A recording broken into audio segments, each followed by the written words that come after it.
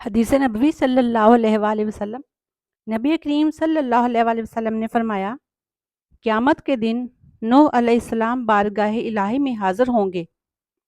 اللہ تعالیٰ دریافت فرمائے گا، کیا میرا پیغام تم نے پہنچا دیا تھا؟ نوح علیہ السلام عرض کریں گے، میں نے تیرا پیغام پہنچا دیا تھا اے رب العزت۔ اب اللہ تعالیٰ ان کی امت سے دریافت فرمائے گا، کیا نوح علیہ السلام نے تم تک میرا پیغام پہنچا دیا تھا؟ وہ جواب دیں گے، نہیں، ہمارے پاس تیرا کوئی نبی نہیں آیا۔ اس پر اللہ تعالیٰ نوح علیہ السلام سے دریافت فرمائے گا، اس کے لیے آپ کی طرف سے کوئی گواہی بھی دے سکتا ہے؟ وہ عرض کریں گے کہ محمد صلی اللہ علیہ وآلہ وسلم اور ان کی امت کے لوگ میرے گواہ ہیں۔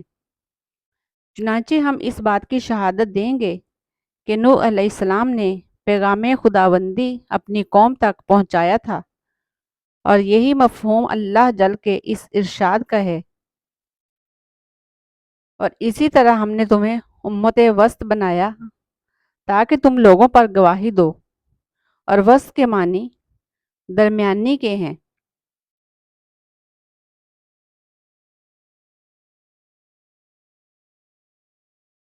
رسول اللہ صلی اللہ علیہ وآلہ وسلم نے فرمایا،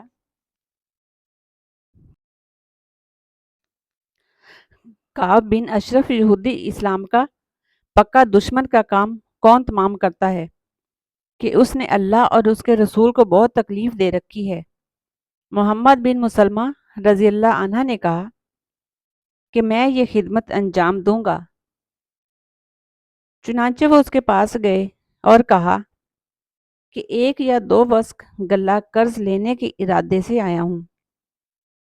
کعب نے کہا، لیکن تمہیں اپنی بیویوں کو میرے یہاں گروی رکھنا ہوگا۔ محمد بن مسلمہ اور اس کے ساتھیوں نے کہا کہ ہم اپنی بیویوں کو تمہارے پاس کس طرح گروی رکھ سکتے ہیں جبکہ تم سارے عرب میں خوبصورت ہو؟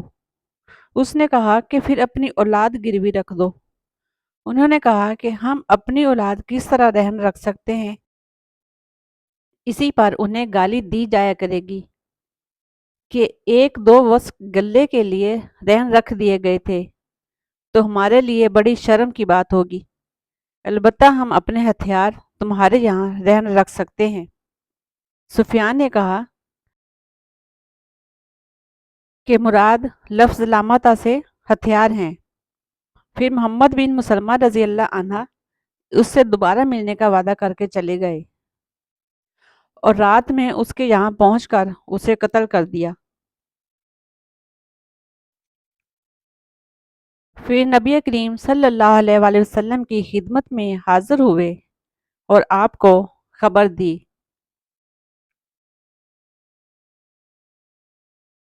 جو شخص جان بوجھ کر اس نیت سے جھوٹی قسم کھائے کہ اس طرح دوسرے کے مال پر اپنی ملکیت جمائے تو وہ اللہ تعالیٰ سے اس حال میں ملے گا کہ اللہ تعالیٰ اس پر غضبناک ہوگا۔ اس ارشاد کی تصدیق میں اللہ تعالیٰ نے سورہ آل عمران میں یہ آیت نازل فرمائی، وہ لوگ جو اللہ کے عہد اور اپنی قسموں کے ذریعہ دنیا کی تھوڑی پونجی خریدتے ہیں، آخر آیت تک انہوں نے تلاوت کی۔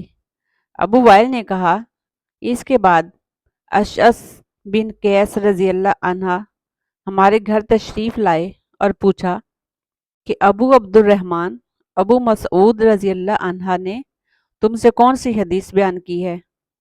انہوں نے کہا کہ ہم نے حدیث بالا ان کے سامنے پیش کر دی۔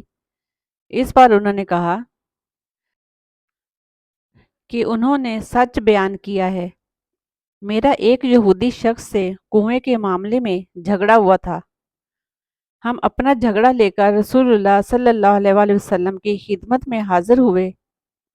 آپ صلی اللہ علیہ وآلہ وسلم نے فرمایا کہ تم اپنے گواہ لاؤ ورنہ دوسرے فریق سے قسم لی جائے گی۔ میں نے عرض کیا، پھر یہ تو قسم کھا لے گا اور جھوٹ بولنے پر اسے کچھ پرواہ نہ ہوگی۔